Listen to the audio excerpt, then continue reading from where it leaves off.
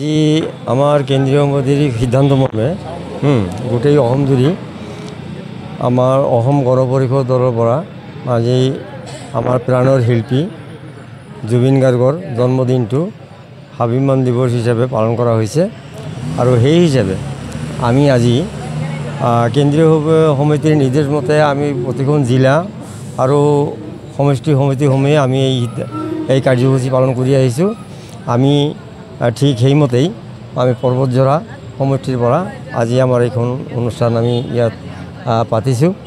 আমি অসম গণ পৰিষদ কেন্দ্ৰ সমিতিৰ নিৰ্দেশ মৰ্মে আজি আমাৰ হিয়াৰ আমঠু আটাইৰে নয়নমণি নতুন প্ৰজন্মৰ হাৰ্টষ্টপ জুবিন গাৰ্গৰ জন্মদিন উপলক্ষে আমি জাতীয় স্বাভিমান দিৱস আমি পালন কৰিছোঁ।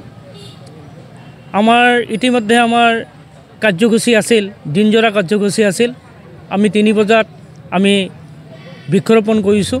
এতিয়া আমি সন্ধিয়া পৰত আমি শ্ৰদ্ধাঞ্জলি জ্ঞাপন কৰিছোঁ আৰু আমাৰ কিছুমান কণ্ঠশিল্পীয়ে গীত গাইছে। মই প্ৰথমতে আপোনালোকৰ চেনেলৰ জৰিয়তে আমি জুবিন গাৰ্গৰ আমি ন্যায় বিচাৰিছোঁ। অনতিপলমে আমাৰ জুবিন গাৰ্গৰ ন্যায় লাগে আৰু আমি জুবিন গাৰ্গ জয় হওক, জুবিন গাৰ্গ জয়, জুবিন গাৰ্গ অমৰ হওক, এইখিনি আমি আপোনালোকৰ চেনেলৰ জৰিয়তে আমি সমগ্ৰ অসমবাসীক আমি ন্যায় বিচাৰি আমাৰ অনুষ্ঠানটো আমি চলাই আছোঁ।